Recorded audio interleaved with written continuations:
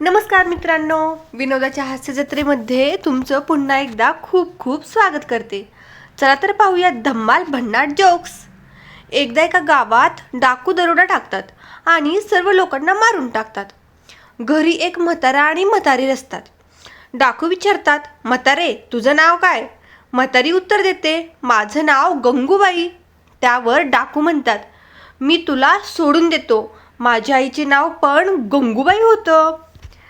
दुसरा डाकू म्हणतो, डाकू म्हाताऱ्या तुझं नाव काय? म्हातारा, माझं नाव ग्यानबा, पण सगळे लाडाने गंगूबाई म्हणतात. Oh, no, no, no, no.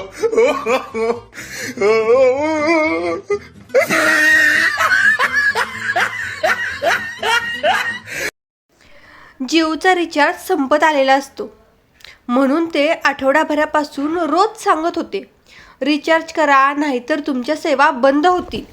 मी परवा रिचार्ज केला आणि सकाळ सकाळ त्यांच्या कस्टमर केअरचा कॉल करून सांगितलं की मी रिचार्ज केला आहे. नंतर दुपारी पण कॉल करून सांगितलं. रात्री झोपताना एकदा आठवण करून देण्यासाठी कॉल केला.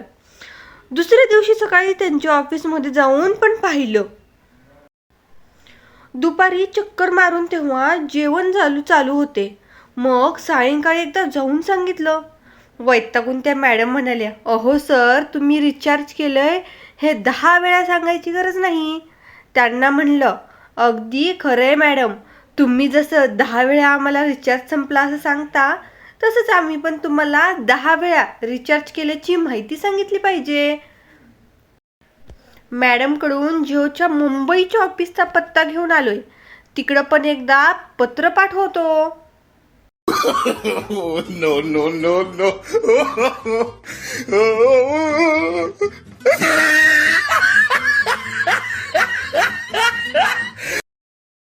पुण्याचे नेने काका रेस्टॉरंटमध्ये वेटरला रागाने म्हणतात, माझी ऑर्डर नाही का आली अजून? वेटर म्हणतो, सर पहिले आप नम्रता से बात कीजिए.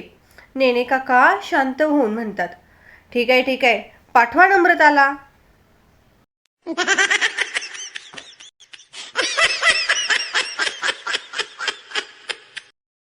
नेहमीप्रमाणे सकाळी उठून गॅलरीत बसलो. सकाळपासूनच चिमण्यांचा मुक्त संचार सुरू झाला होता. एक चिमणा चिमणी जोडी सकाळीच हजर झाली. चिमणा टाकलेले दाणे टिपक्यात दंग होता, तर चिमणी कुंडीतली मिळालेली एक छोटी काडी चोचीत धरून सारखी चिव चिव चिव चिव होती. तिच्या भाषेत ती काहीतरी सांगण्याचा प्रयत्न करत होती. तिला नेमकं काय बरं सुचवायचं असेल? तेवढ्यात बायको चहा घेऊन आली. मी बायकोला विचारलं, अगं ती चिमणी चोचीत काडी धरून चिमणीशी काय बोलत असेल बरं? त्यावर बायको म्हणाली, अहो ती चिमणी काडी चोचीत धरून म्हणते की, चिमण्या तू घरात काडीचं काम करत नाहीस. आणि ती चहा ठेवून किचनमध्ये निघून गेली. जनरल गप्प्यांची मग काय सोयच राहिली नाही बाबा. Oh, no, no, no, no.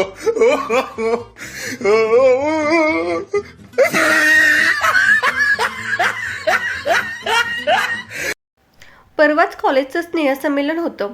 जुलै विद्यार्थ्यांना देखील बोलावलं होतं. बऱ्याच जणांनी भाषणं दिली. प्रिन्सिपल म्हणाले, सर्वांनी कॉलेजबद्दल छान सांगितलं, पण कोणाकोणाला कॉलेजमधलं एखादं कडू अनुभवही आला असेल, त्याबद्दलही निसंकोचपणे सांगावे. माझा मित्र उठून उभा राहिला. सगळेजण त्याच्याकडे बघत होते. आता हा काय नवीन सांगणार बाबा असा कडू अनुभव? तो म्हणाला, माझी आणि माझ्या सौची ओळख याच कॉलेजमध्ये झाली. मग काय टाळ्यांचा गडगडाट आला.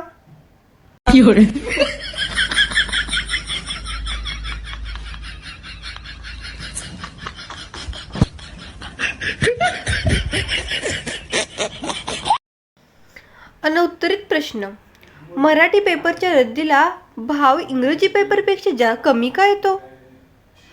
दुसरा प्रश्न, एशियाडमधील प्रवासी एस टीतल्या प्रवाशांकडे कुचित नजरेत का बघतात? तिसरा प्रश्न, तांबडा सिग्नल असतानाही आमच्या मागचा वाहन चालक हॉर्न का वाजवतो? चौथा प्रश्न, लहान बाळांशी मोठं लोक बोबडे का बोलतात? 5वा प्रश्न. उटप्प्याच्या हॉटेलमध्ये कांदा भजी का मिळत नाहीत? 6वा प्रश्न.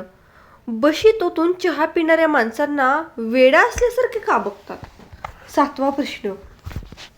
मीच म्हणून तुमच्याशी संसार केला असे प्रत्येक बाई आपल्या नवऱ्याला का म्हणते? 8वा प्रश्न. आपण हॉटेलात बसल्यावर तिथला पोरगा नेमकी आपल्या बाकाखालीची फरशी पुसायला का येतो?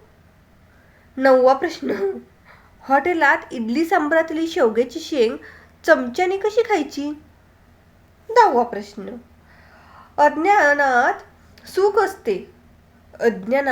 असते असे म्हणतात, मग माणूस ज्ञान मिळवण्यासाठी का धडपडतो? 11वा प्रश्न. कॉम्प्युटर बंद करण्यासाठी स्टार्ट बटन का क्लिक करावे लागते? 12वा प्रश्न. 2 शेजारी खूप काम पडलं असं म्हणत दारात उभा राहून अर्धा तास गप्पा मारतात, का बोलत असतात? 13वा प्रश्न. जाहिरातीतील दाढी केल्यानंतर गालावर हात फिरायला बाईचं का लागते? 14वा प्रश्न. अनुभवी डॉक्टर सुद्धा प्रॅक्टिस का करतात? 15वा प्रश्न. आपला जन्म इतरांसाठी झाला असेल तर इतर लोक कशासाठी जन्मले आहेत? कन्फ्युजन है, सोल्यूशन कुछ पता नहीं. जर तुमच्याकडे ह्याचं सोल्युशन असेल तर कमेंट करा बरं. आणि तुम्ही हा व्हिडिओ कोणत्या भागातून पाहताय ते पण सांगा.